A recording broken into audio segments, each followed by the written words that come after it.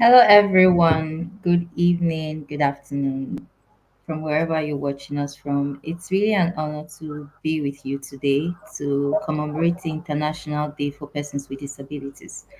My name is Deborah Brown Maje Kodumi, and I have two amazing guests with me here.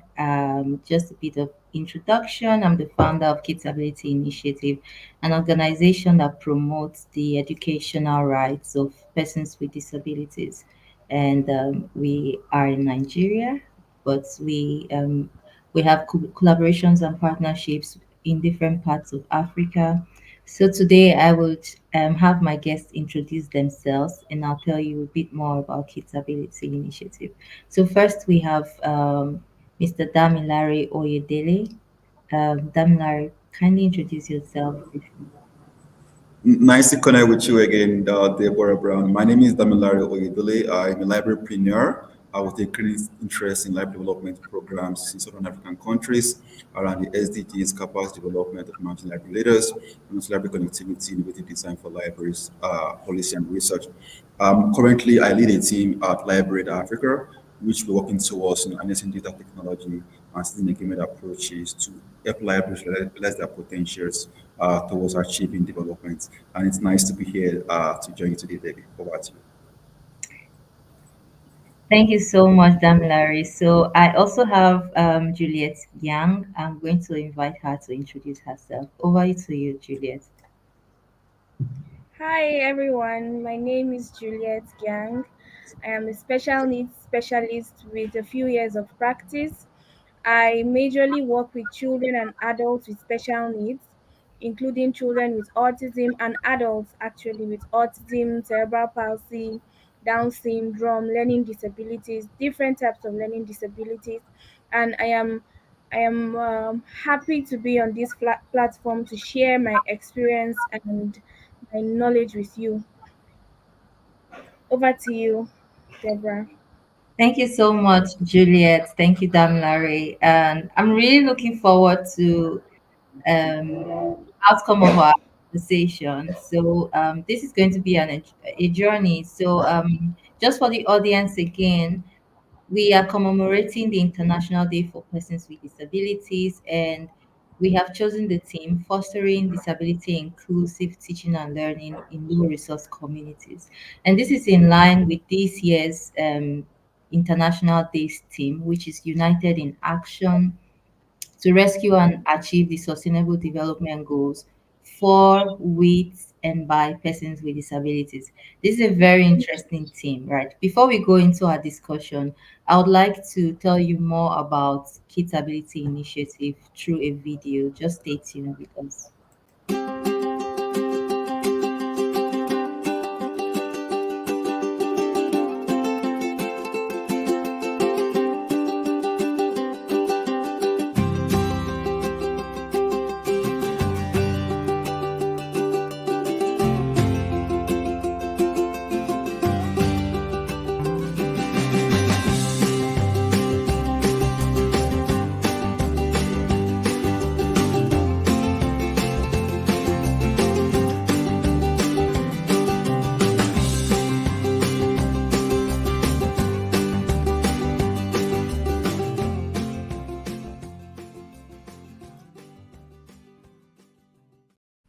Yeah, thanks a lot for staying tuned with us.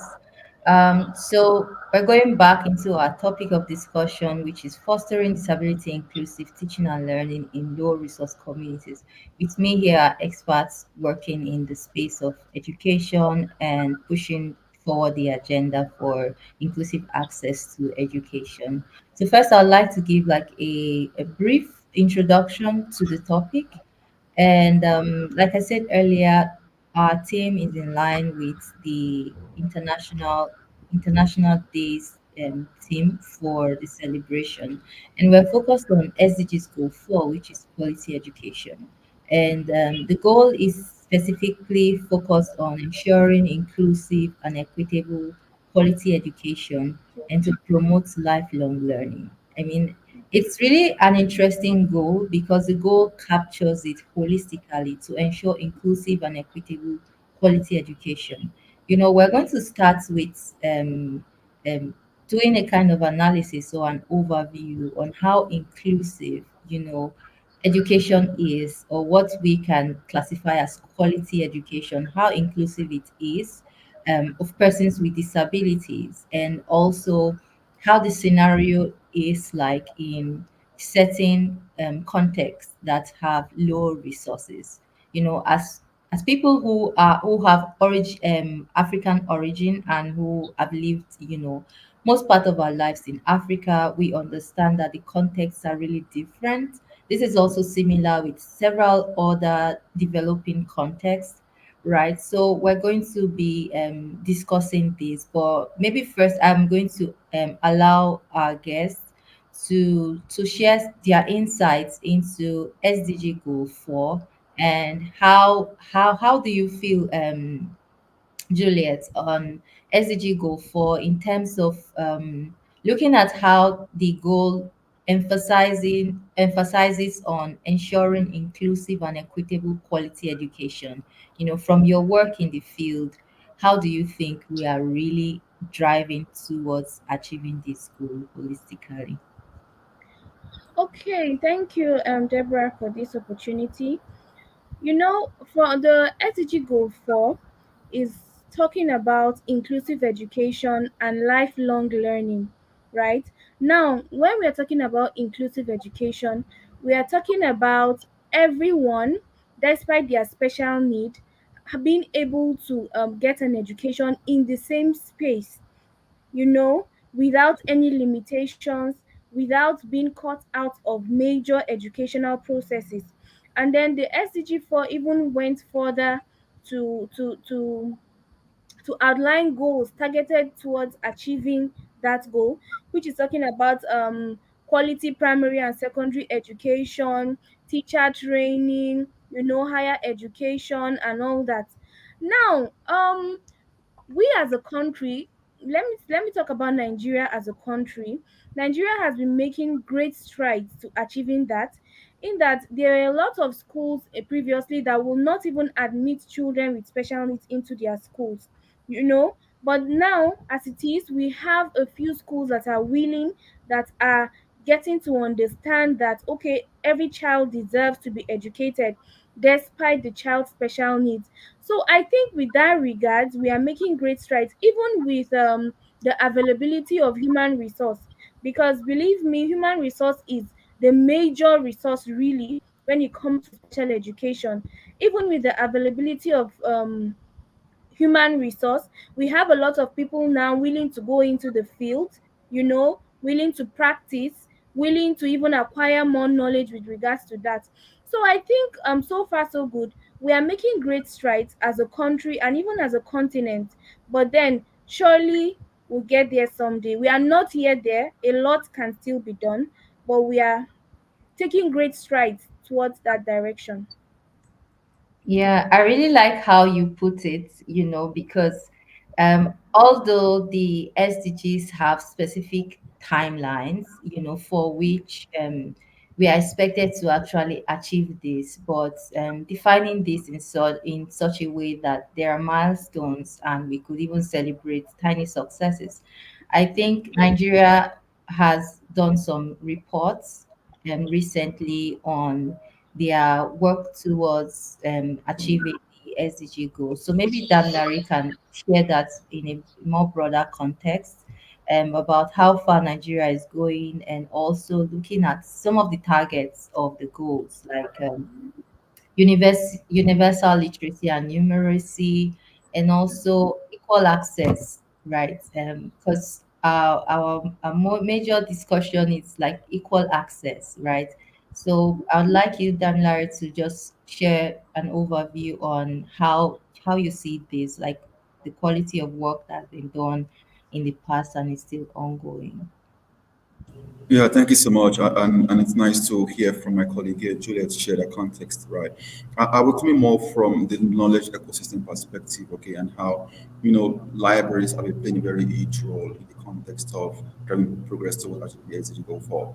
And I will refer to the Voluntary National Reviews in 2020, 2019 when Nigeria reported the VNR process. And I can recall the libraries were captured in the VNR, showcasing what libraries we do in Nigeria as a country to support educational development and growth.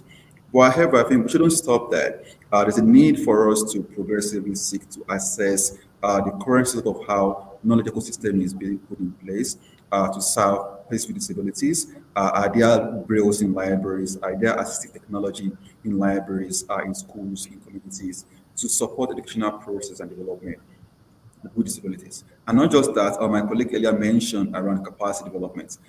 As a trained librarian myself, I wasn't trained to understand to engage with persons with disabilities, right? And this clearly shows that progressively as we move forward, as an institution of things, it is imperative that we seek to understand areas of capacity development, right? To clearly, support more towards achieving the global goals. And the global goals, it's by 2030, we are halfway to that already, okay? And that calls for us in a various localities, in a various ecosystem to start to investigate and research around, okay, what the progress we have made thus far? Where are we lacking behind? Where can we partner and collaborate more to drive progress forward? And not just that, the capacity we need to get there. Now, in the context of people with disabilities, where we need advanced capacities to learn how to engage in the ecosystem, to learn how to communicate effectively, to learn how to understand our clients and the population we're dealing with. So, in that, libraries over time are will support knowledge development and support knowledge co-creation and support access to information and knowledge. Okay. But however, in the context of people with disabilities, it's something that we personally my experience working in the library ecosystem thus far, I haven't really explored. And I think this would not just be a discussion as we go, whatever give us some more concrete actions we can explore around how we can further support with access to resource and knowledge in low resource communities, support human growth and development in those areas. Over to you there. Yeah. Thanks so much, Dan Larry, for sharing that highlight. I'm glad to hear that Nigeria reported in 2019. Not so sure about what the updates are between 2019 and 2023 because the years are, and I think it's supposed to be like a yearly report. Yeah. So one data that really struck me while I was preparing an article that is related to this topic is a report from WHO that was really showcasing how 80% of persons with disabilities live in low and middle income countries because Yep. there's a huge connection between disability and poverty. And as you all know, there's just so much advancement in terms of educational accessibility. And accessibility really is very strongly tied to digitization. So the question now about how the 80% of persons with disabilities who live in low and middle income countries really cope. Are they really part of this whole change process? Are the drivers really considering low resource contexts or rural communities that do not even have internet connection or even working satellite network, right? So I'd like to hear like your reflections on these, and maybe to even paint scenarios of the remotest place that you have worked, you have worked or have really observed and some kind of projects going on in terms of providing resources that can support teaching and learning. So, anyone who wants to go first, please. Okay, I think I'd like to go first. I have been privileged actually to work in some, I'd call it maybe high income areas, right, in Nigeria. And I've also been privileged to work in some low income areas. I've come across parents of children that can afford therapy, can afford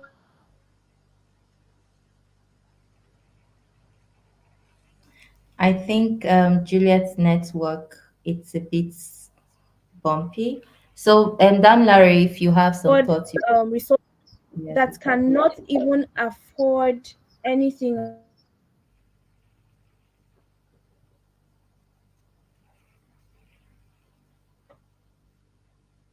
all. So when we are planning like programs, we call it individualized education program, right? When we are planning IEPs, sometimes you see people plan IEPs that for example, I need a screen reader. If we know what a screen reader is for a child, say with visual impairment, right? Now, a screen reader or a voice to text converter, right? Now, those things work with electricity. Mm. They work with internet connection. You know, they in fact they to even get someone to tutor these child or these adults on how to even use that technology to begin with, the teacher has to know how to use it before even teaching the child or teaching These are really very interesting points, and it's just the sad person that that is going to use. Are you with me? okay. Yes, but we lost you for a bit, so I think Oh, you should okay. try speaking now. Okay. So, and then you are struggling with electricity, you are struggling with internet connection, that there are parts of this country that once it rains, it's going to take days, to get electricity or even internet connection. And then this child is supposed to rely on those resources to learn. So imagine the stress that this child is going to have if he or she is not able to access these resources to learn for 2 days, even a week. You understand? So there is a whole lot to even get the screen readers to begin with is a whole lot of drama. So there's a whole lot going on. Even some people don't even have access to white canes. If we know the white canes that children with or people with visual impairment use, some don't even have access to as a white cane is like the barest minimum for someone with visual impairment, you know. And then we are talking about hearing aids. If we know what hearing aids are, then we're talking about children that will need cochlear implants to learn, because of course they can't hear, they can't process anything, so there is a lot going on. A lot of children or a lot of even adults are cut out of space completely because they are not able to access these resources, they are not able to access these technologies. I have experienced it. There was a time that in a sensory room we have something we call a sensory room that is used to calm down children and adults that have sensory integration issues, right? It's a sensory room, and almost everything in that sensory room functions with electricity. To even set it up, you need electricity. Then to use it, you need electricity. Now, we didn't have electricity supply for like, I think, 2 weeks. So we had children with autism and attention deficit and hyperactivity disorder throwing tantrums all week, and there was nothing we could do about it. We tried all that we could. Our generator was bad, the regular uh, technical issues, I'd call it. So really, persons with special needs are really not finding it very easy in this part of the country due to limited access to resources, limited access to technology. So that's my own bit on it. Let's listen to them, Larry. Yeah, I really want to hear what Dan Larry has to say. Yeah, regarding access to even learning resources, as simple as books. Yeah, for Mhm, some mhm. remote community. So Dan Larry, please, you can share some of your thoughts and take Yeah, it. Juliet just shared very important points here around limited access technology and infrastructure, around geographic location, isolation and transport barriers, and also around limited availability of specialized services and support. And these are also different from library ecosystem. We did a project 2 years ago, a library set up in a remote community where we drove over an hour to get to the particular community. And I was looking at that community. There's no electricity. Uh, to rely on solar panel. Okay, and I'm like thinking about now, how do we set up a functional library system there that will support person with disabilities, right?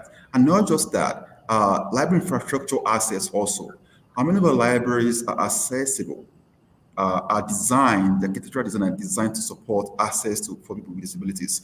And there's a questions that are just coming up in my mind as Julia was speaking. Okay, but it appears these are existential issues, right?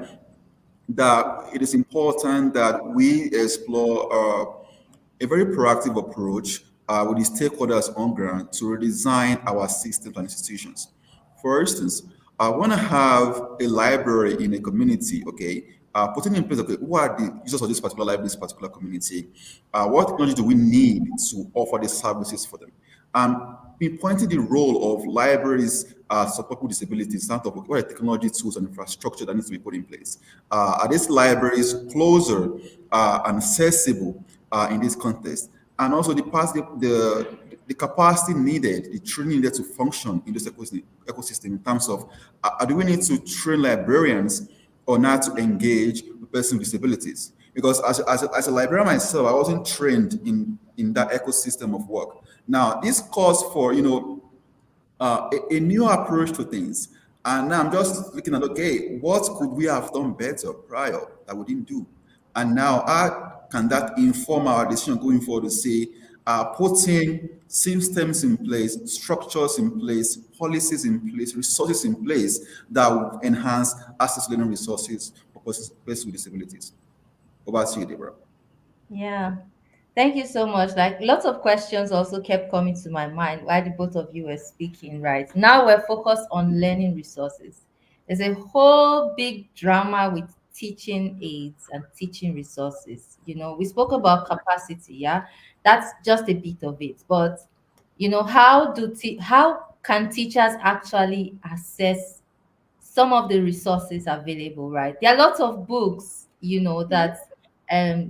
teachers can use their curriculum there that it has been developed and all of that. But I've also worked in a lot of remote villages, where you don't even have a school building, but they have some sort of learning space where people Space. come Yeah. that sit down to learn. Yeah, and then the questions that keep coming is, I mean, what kind of scheme are they even using? So for context like this, right? Let's move towards the teacher side. Yeah. What are some of the challenges or experiences that teachers go through? On top of my head, I can already think about a teacher not even being aware of like resources that are available because there is no library in her village or there is no community in her village. Well, there are government institutions that are mandated to ensure that every teacher has same capacity and all of that. But now we're talking about like really, really low resource communities where they have no functional electricity, lack of educational infrastructure, and even for teachers to understand how to like group students together to teach them, it's really challenging. Maybe Juliet, you can share a bit on this kind of scenario for teachers that will probably need to identify the educational needs of their learners, like probably like a learner with disability or learner with a challenge, right? How the teacher Okay. can, in that context, even know what to do. Okay. So I'm going to for all my companies, all the companies that I work in, or all the consultancies that I work in, we in fact our first step is assessment and evaluation. If we come across any person or any child with special needs, our first step is usually assessment and evaluation. And we do teacher training, right? We go to schools to enlighten teachers, even general ed teachers, right? Not even special ed teachers, general ed teacher, because they are usually the first point of contact for these children, especially in schools that don't have a set up special needs center or special needs class. Now, what we teach them is how to identify. right? How to identify children that might be needing special education. For example, if for if you are looking at a child that is pre-verbal, that's a child that is not yet talking, and then the child has zero social interaction. This child has some behaviors, is portraying some abnormal behaviors. Now we usually will tell the teachers that, okay, if because for autism, let me give cite an example with autism spectrum disorders, right? Now autism has like a triad. That is, there are three things that we test when assessing autism. We look at the child's speech, language, and communication. Then we look at social interaction. We look at behavior.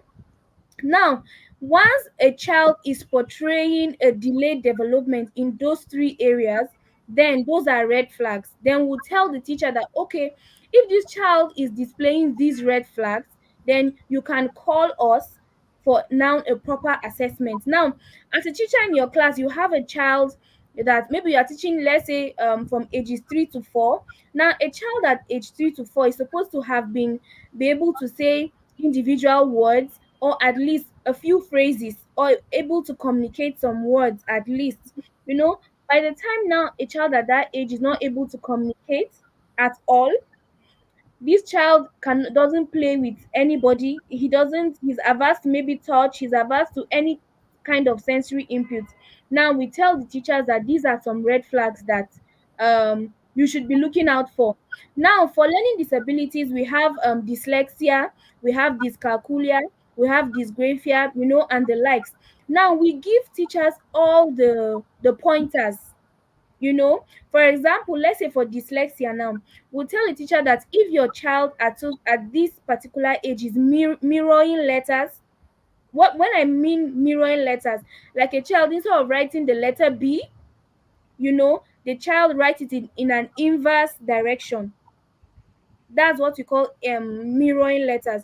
Now for a younger child, say age 2 to 3, it's normal and it's part of their development. But for a child that is going into year one, if the child that is past kindergarten and going into elementary school and is still mirroring, then that is a red flag and might be pointing to dyslexia. you know then, for example, let me give another example for dyscalculia.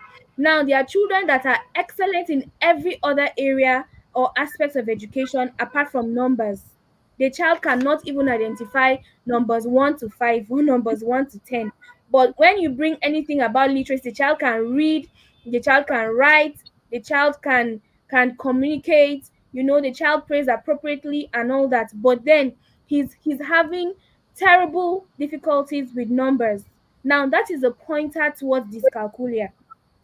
You understand? Now what we are able to do is give teachers some of these tips, just or pointers, just at the top of their head, so that when this child is displaying so and so characteristics, okay, this might be this. But then, because general ed teachers are not licensed to carry out assessments, to carry out formal assessments, then they will now call us in to say, okay, this child has been showing this and this red flags, or this and these traits. And then we get to work and see how we can do an assessment, do an evaluation, and then go on to placement and see how we can assist the child. Now the truth is that some of these teachers, it's only when you know something, or all this information I'm saying some teachers have never come across it. And by the time a child is showing that kind of difficulty, some tend to look at the child as, in quote, some will say the child is a dullard, the child is just being stubborn, the child is. And in our localized community, some even go as far as saying the child is bewitched, those kind of things. And all that boils down to access to resources. When I say access to resources, information is a resource. Yeah. you know Information is a resource. So if they are not even aware of that information, they might not know what to do at all. So these are some of the issues with regards to access to teachers be access. Even when a teacher wants to wants to be creative and wants to innovate a few things, you still need something to be creative with. Do you understand? For example, now a child needs maybe um some flashcards to learn, right? And then, of course, I don't have access to very foreign or branded flashcards, and I'll have to recreate mine.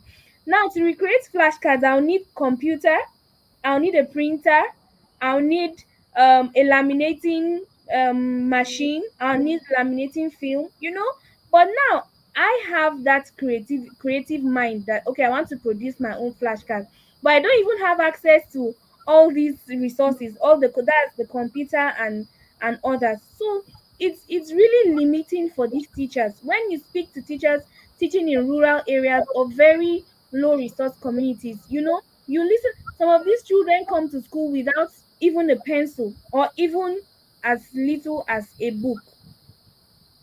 So it's there are a lot of issues really bordering down on teachers. I think not long from now we'll discuss and we might profile ways in which teachers can can come round those issues. Back to you, Deborah.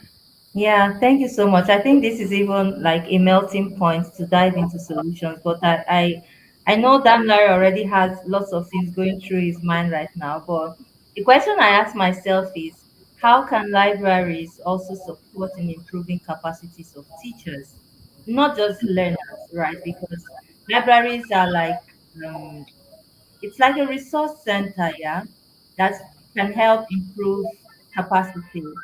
So maybe Damnary, you can share from probably a project or what you think or how this can really be done to so that a library can also be, one of the support mechanisms, Yeah, support yeah. I system. mean, Yeah. picking up from your question, right, and where my colleague Juliet stopped, one thing that comes to my mind is that there's need for disability awareness and understanding in the ecosystem, more around libraries and librarians, and also our educational sector, much more better. And we identifying the clear interlink of how libraries play a very huge role in the particular perspective. I think before libraries can go on to, to support teachers with capacity, it is important that librarians ourselves we are empowered, right? And we are informed about these things. In terms of the librarian should possess, a comprehensive knowledge and understanding of various disability and their unique needs, and also the challenges they face in accessing library services.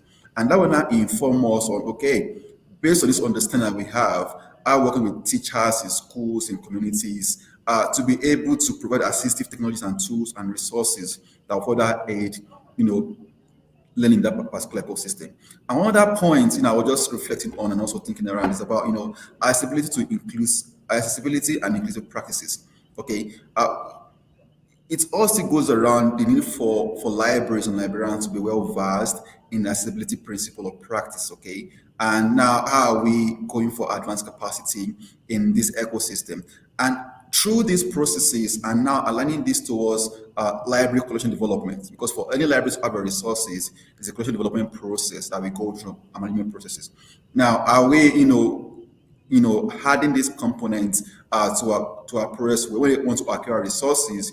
Usually, like, we require resources that are usable and applicable to persons with disabilities. Okay, and also when we build our library structures, okay, are they structured in a way that they are able to offer and be open to persons with disabilities? So there's some dynamics that we need to sort from library perspective. But however, libraries play a very huge role in making this possible and ramping the capacity of teachers. Library spaces, library resources can be used as instructional materials that we can use and work together with teachers to build capacity or and imagine trends in to offer services delivery to persons with disability.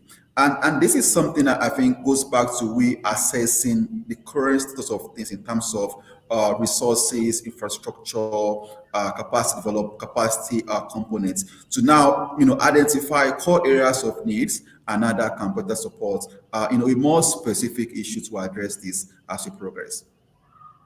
Yeah, while you were speaking, what came to my mind as a possible solution would be leveraging universal design principles, because if if we have to build and then come back to reflect on what we have built and start Mhm. making adjustments, that's like additional expense.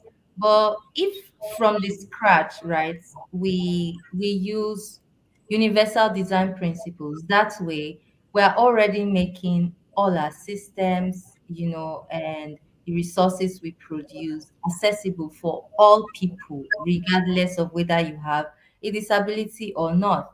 And universal design, it's not really so much about disability, because when a resource or a system is accessible, then it benefits even people without disability, because there are some persons who probably have a certain degree of functionality disorder, and because it's not really obvious, they really don't know, right?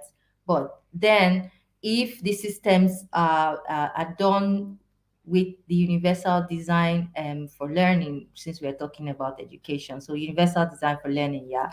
And there's still a very big conversation with people who do publishing in Nigeria. I know someone or an organization that was really pushing for it, for publishers to for publishers to understand universal design principles, so that even the materials they produce, will be accessible, because it costs more when you want to reconstruct than when you just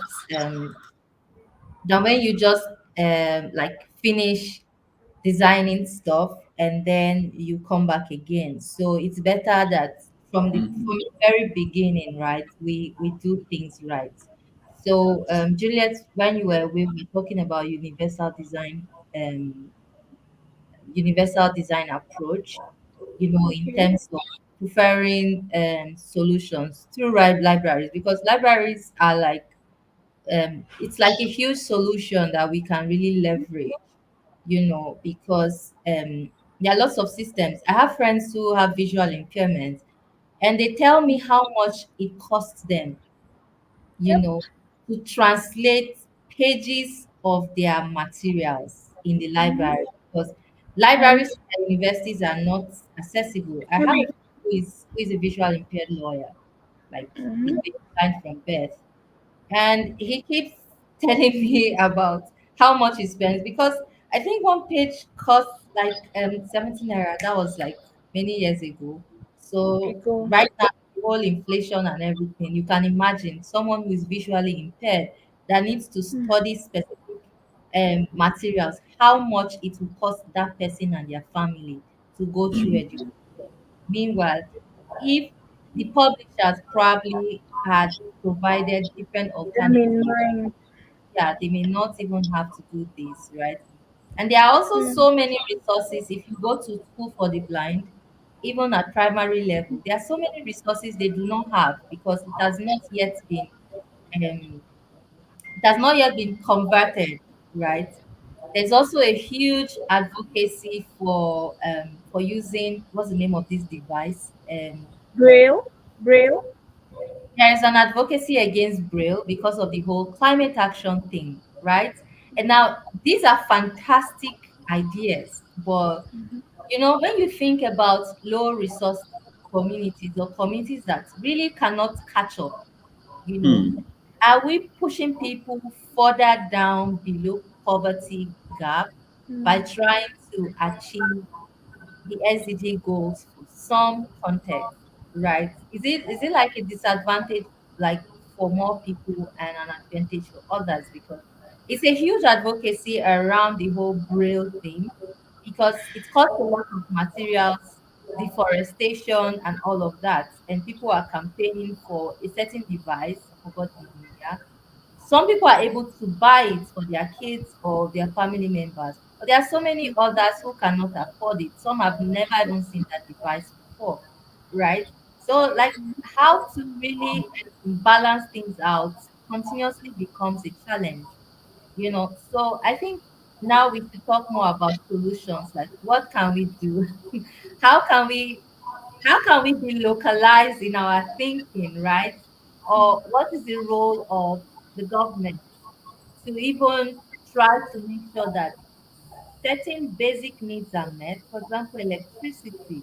For a country like Nigeria, electricity continues to be an issue.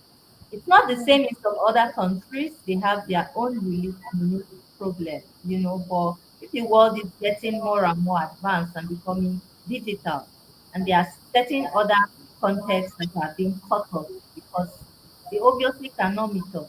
Yeah. Then what happens in 2030? What will our report be like? That for only the urban and probably peri-urban context are able to achieve SDGs Goal 4. And there are so many other communities that are not able to match us because of how underdeveloped they are. I'd like to hear your thoughts with this, and we'll be wrapping up very soon. Well, I mean, it's been an eye opener for me, I must say, learning about these realities on ground and how libraries could play a role and what libraries can do, what libraries are doing right. And coming from the library point of view around access to resources, I don't have data around, library accessibility to persons with disability in Nigeria or any other African countries. But I think if we are to approach this, it all starts with assessment of earlier Juliet mentioned assessment and evaluation, right? To understand what is the status of access to the resources across our libraries, right? What is available, what is being done, what is being used, how it's being practiced, okay? And now, how are these libraries extending these services to communities around them? Right. And through that, we can start to look at, okay, how can we make this, approach a low cost approach with low tech solutions that we can be easily deployed in at-risk communities. So where there's no electricity, can we have a battery fitted technology appliance that can be used over time?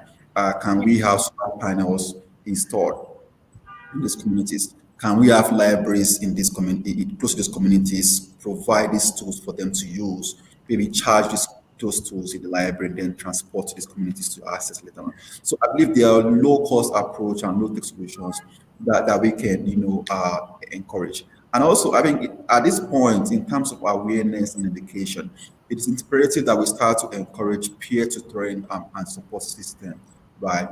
Okay, because through that, we're creating a more inclusive ecosystem where we're able to support one another much more better, right? And furthermore on this, I think it also goes around how are people aware and informed about this, and because that will support actions. Now I'm listening to Julia speak, I'm listening to Deborah speak. I'm like, okay, we could have done something about this way back, right? Now my brain is thinking, okay, fine. What are my next steps from here going forward? How are we engaging libraries in various African countries, libraries that offer this service already?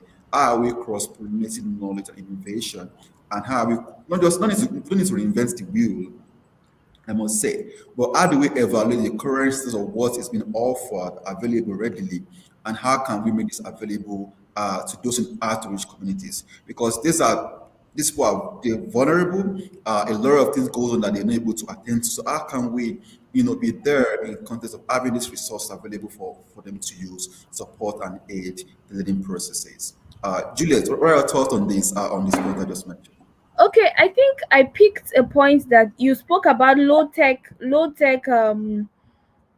going low tech solutions, right, to these problems. And I think I largely agree with that, because as I earlier stated, we are gradually um achieving some of these goals, or achieving some of these milestones. But then we cannot fold our hands and wait until we can completely achieve them while doing nothing. Time is going, the children are not learning, and then persons with disabilities are affected. Now, going going through the aspects of getting low tech resources, it's actually very key, as a sustainable way of achieving these goals. For example, if I am if I need, let's say I need, as the example I gave earlier about flashcards, right? I need to print out flashcards, but I don't have lights, I don't have a computer, I don't have a printer, and all that. Now, I'll now start thinking, okay, how else can I achieve this? How can I achieve this? As a teacher, I'll be required to write down some of those things with my hands on pieces of paper. Do you understand? I can cut out paper into the size of the flashcards that I want, and then, for example, I want to make flashcards for alphabets, right? I can just cut out pieces of paper, use get probably a marker or even a chalk, or a pencil, and use it to engrave those alphabets on the pieces of paper. Now, I didn't get flashcard, I didn't get to print, I didn't get to laminate and all that because I don't have electricity, but I have been able to get flashcards that I can use as an instructional material for the children. That is just an example of going low tech. Do you understand? And then I earlier spoke about sensory rooms, right? That requires electricity because of the sensory lights, because of the hydrotherapy. Now, in hydrotherapy, most people use heated pools, and heated pools are expensive to set up. That's just the truth about it. And even when they are being set up, they require electricity to run, they require, machines to change the water and all that drama. Now, how can I do that? I can simply get maybe a big bowl or a big basin, or even the local rivers. Of course, you have to look at the area of child safety if you want to go down that route, but it is an option. That, okay, my this child maybe with ADHD is throwing tantrums, and I can't get the hydrotherapy pool for the therapy at that point. I look for a big bowl, or I take him down to the river, to achieve that same goal of hydrotherapy. So, going low tech is really something that most teachers should be looking at, because you might not readily be able to get all the resources or all the technology that you need to get at that particular point. Maybe gradually or maybe someday, but you cannot fold your hands doing nothing at that point. And then I'm also going to highlight another point, which is having community-based curriculums. Now, by community-based curriculums, I am talking about fitting your curriculum around the resources that are found available within the community.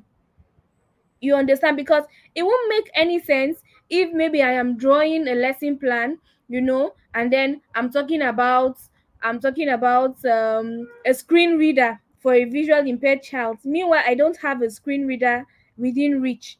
It doesn't make any sense. But when I'm talking about a braille machine, there are some very localized braille machines that are even you can put them, you can fit them into a school, a backpack. If I'm talking about that, they don't need electricity, they are just mechanical. You can use oil and all that. They are very very localized, but then they go far to achieve the same aim.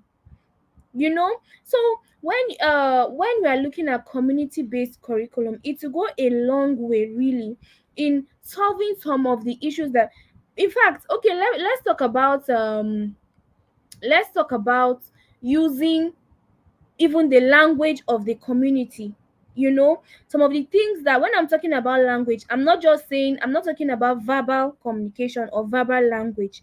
I'm also talking about the things within the environment that the people understand, that the people can easily relate with, or the people can easily acclimatize with. They are familiar to these people. It's also part of working with community based curriculums. You understand? So in the long run, we might one day get access to all these high tech resources. We might get access to computerized libraries. We might get access to know high tech environments and assistive devices, and accommodation and all that. But in the meantime, these are some of the things that teachers can do. For example, if you need, will I call it, a high tech library to teach a child how to read, then as a teacher and you don't have access to that, you definitely have to think of other ways. You cannot just fold your arms and say, oh, until I have access to a high-tech library, until I have access to it doesn't it might not work that way. So we need to come down to the roots. We need to make teaching and learning community based. And if required, we need to use low tech resources to achieve the same aim that we have in mind. So that's my own bit about that. Yeah, and very valid points there, I must say. And I mean, looking at what they've been mentioning, what are the solutions here? And thinking through my mind, as I mentioned, is to, uh, awareness among libraries and librarians is important about our roles in this ecosystem, and also understanding the tools that we have available. Okay, are there libraries around us doing this already? And also building curriculum and instructional content around building capacity of librarians. And we can't do that alone in the library ecosystem. We need to form a very close collaboration with ecosystem partners and leaders in the disability ecosystem to say, okay, fine, we're trying to work on these particular resources and platform. Okay, how is it being done? What are the new technology? What are the new innovation? And how can we also explore local innovative ways to get this done? And putting in mind that our population and target audience are scattered across various communities, right? How do we get this to them? And I think this relies heavily on public libraries, right? Which largely a lot of public libraries are underfunded. Right. Now, these are around conversations where it needs to go around funding support for libraries to offer these services more, around advocacy, lobbying with government stakeholders, supporting more funding for libraries, to work with stakeholders like yourself, to make this possible. And of course, we won't say we won't try, but we need to, form this alliance to see, let's assess how libraries are efficient and offering service in this particular ecosystem, and what is being done by libraries, and how can we further work closely with leaders like yourself to drive progress forward. Over to you, Deborah. Yeah. Thank you so much. I think you both have really said a lot. This issue cannot be overflowed, right? While we do not undermine the whole agenda for digitization and working to, achieve those global goals, right? We can also focus more on making sure that our goals are really localized based on our own context.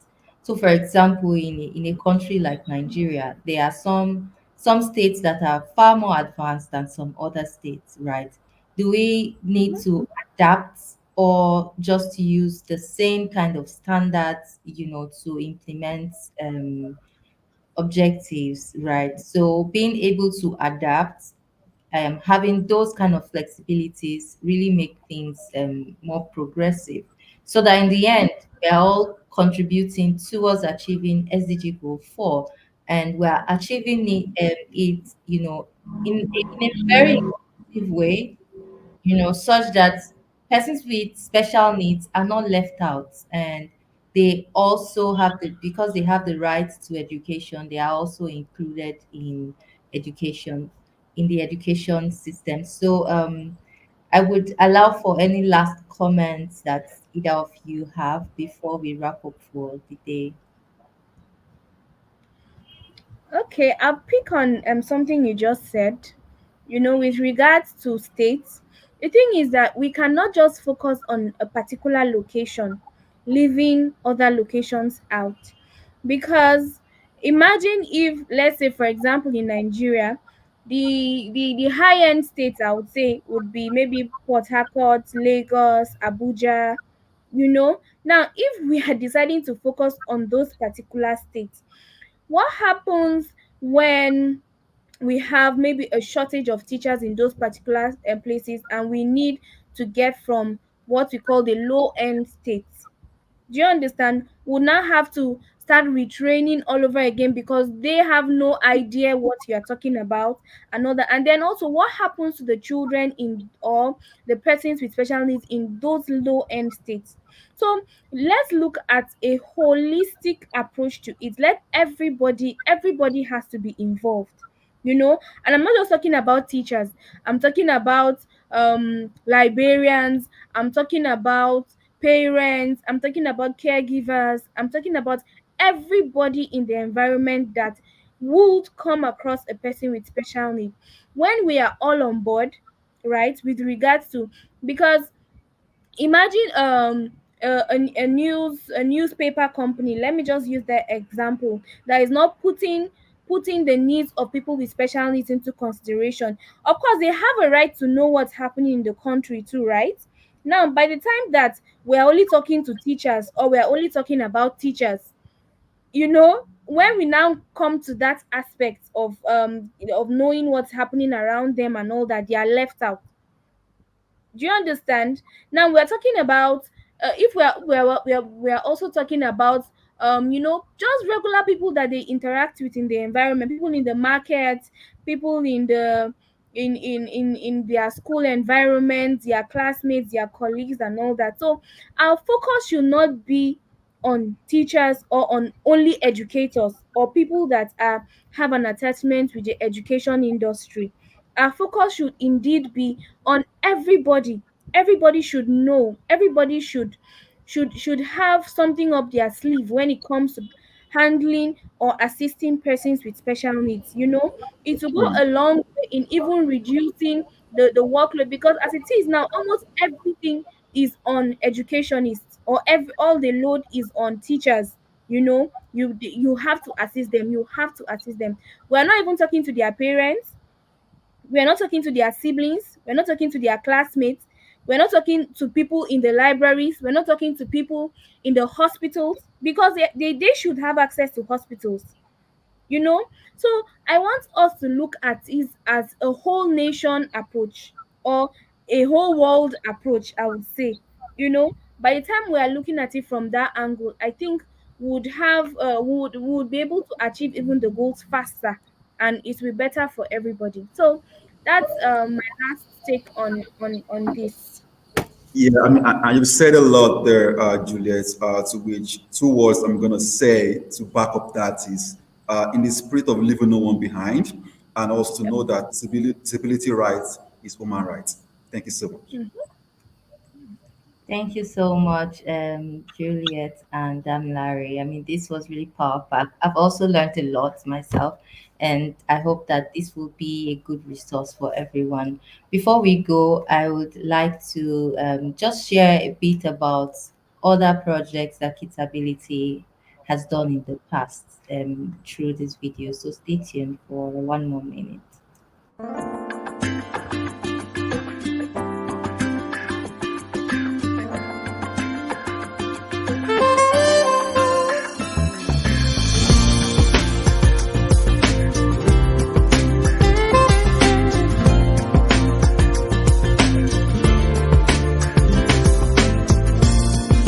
We are showcasing the creativity and spontaneity and the abilities of children with disabilities. And we are tying this to education because, as much as possible, we understand how much impact education has on the livelihood of every individual.